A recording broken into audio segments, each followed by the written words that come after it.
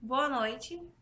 Boa noite. Estamos começando com mais uma edição do jornal Voz Estudantil.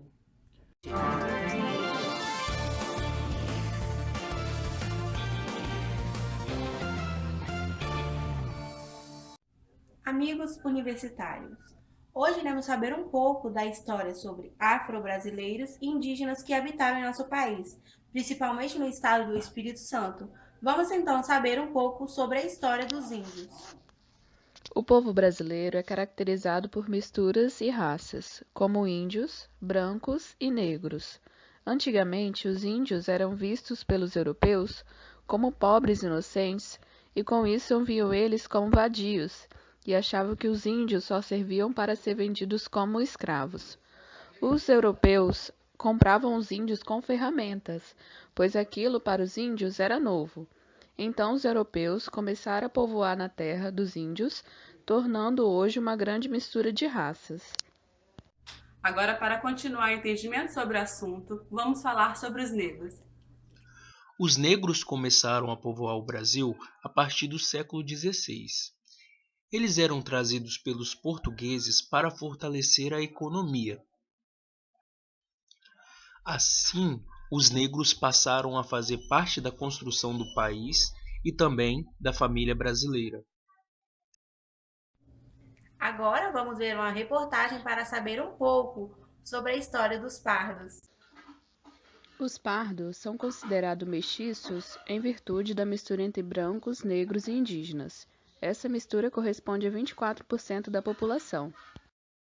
Com todas essas histórias contadas, não podemos deixar de falar sobre a colonização do Espírito Santo. Vamos saber um pouco com o nosso repórter fantástico Vitor.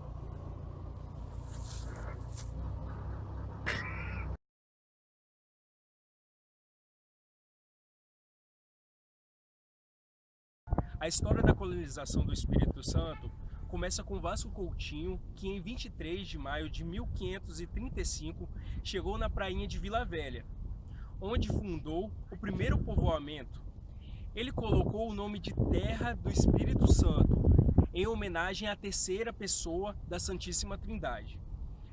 Mas não podemos deixar de contar que aqui no Espírito Santo já moravam índios. Então Vasco Coutinho tinha medo dos ataques dos índios e procurou um lugar seguro. E em 1949 encontrou um lugar mais seguro, numa ilha montanhosa, onde fundou o núcleo com o nome de Vila Nova do Espírito Santo, que passou a ser chamado de Vila Velha.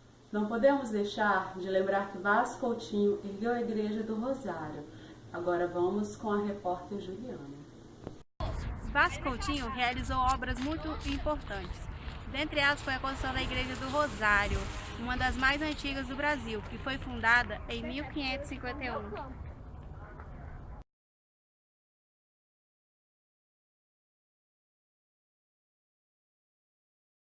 Vamos falar um pouco sobre o nosso principal monumento religioso, que é o Convento da Penha. Em 1558, com a vinda do Frei Pedro Palácio para o Estado, ele começou a erguer o Convento da Penha em homenagem a Nossa Senhora da Padroeira, do Espírito Santo. Vamos então agora com a nossa repórter Daiane para saber um pouco mais sobre o Convento da Penha. Estou aqui no principal monumento religioso do Espírito Santo, o Convento da Penha, que está situado no alto de um penhasco, a 154 metros de altitude, sendo uma das igrejas mais antigas do estado. Vamos agora com a entrevista com o Frei Alain. O convento foi construído, a igreja, assim, né? Ela é de 1562. Aquela capelinha lá embaixo, no pátio ali de estacionamento, aquela lá é de 1562. 1568, aí foi essa capela aqui em cima. Quem construiu isso foi o Frei Pedro Palácios, que chegou aqui no Brasil em 1558, logo no início do descobrimento do Brasil, e aí ele trouxe um quadro de Nossa Senhora das Alegrias, que está dentro da igreja ali, entrando na nave à direita, ali tem um quadro de Nossa Senhora das Alegrias, que é a pintura a óleo mais antiga do Brasil. Esse painel, com a imagem de Nossa Senhora das Alegrias, foi trazido da Europa pelo Frei Pedro Palácios em 1558 de um autor totalmente desconhecido. O título de Nossa Senhora das Alegrias advém das 7 alegrias de Maria: encarnação do Verbo Divino, visitação de Maria a Isabel, nascimento de Jesus, adoração dos magos, encontro do menino Jesus no templo, ressurreição do Senhor e coroação da Virgem Imaculada no céu. Nossa Senhora das Alegrias também é venerada com o título de Nossa Senhora dos Prazeres. E ele trouxe essa imagem e morava numa gruta lá embaixo, perto dessa entrada aqui.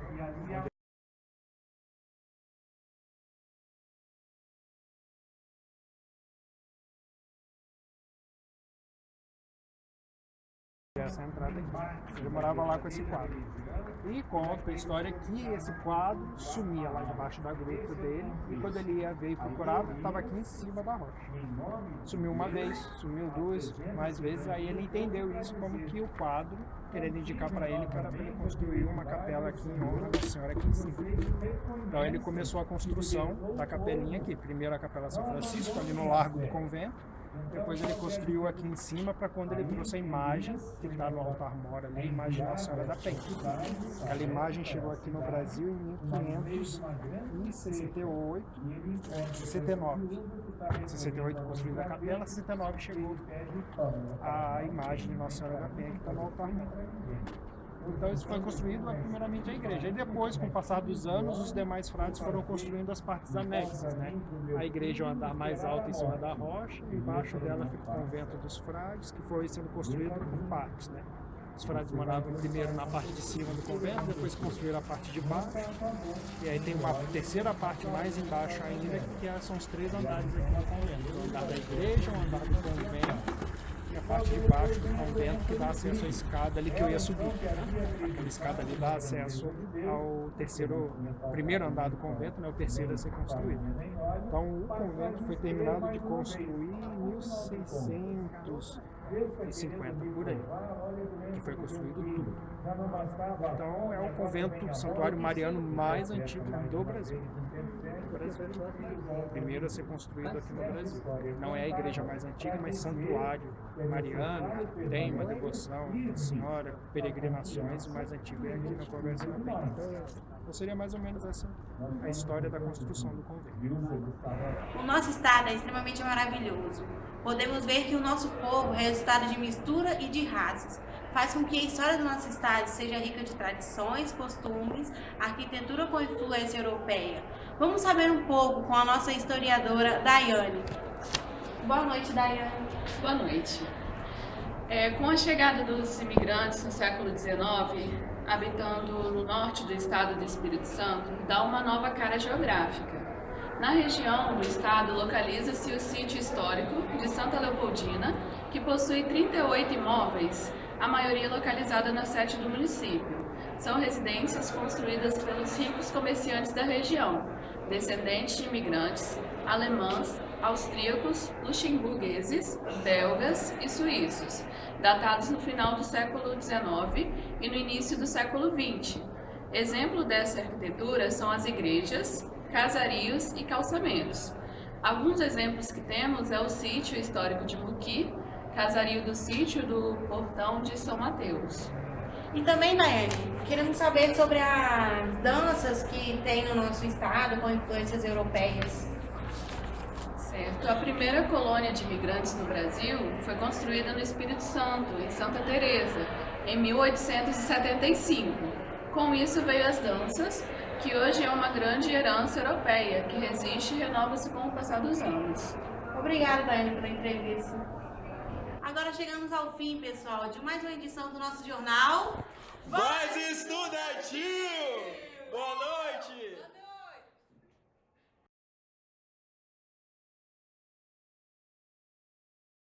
Vamos saber um pouco com a nossa historiadora Daiane.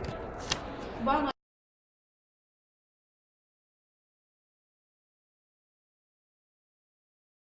noite, Daiane. Boa noite. Com a chegada dos imigrantes no século XIX... Pronto, tá bom.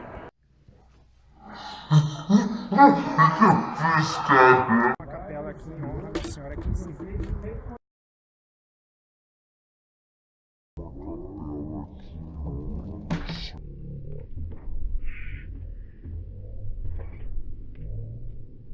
Então ele começou a construção da capelinha aqui. Primeiro a Capela São Francisco, ali no Largo do Convento. Agora vamos ver uma reportagem para saber um pouco sobre a história dos pardos.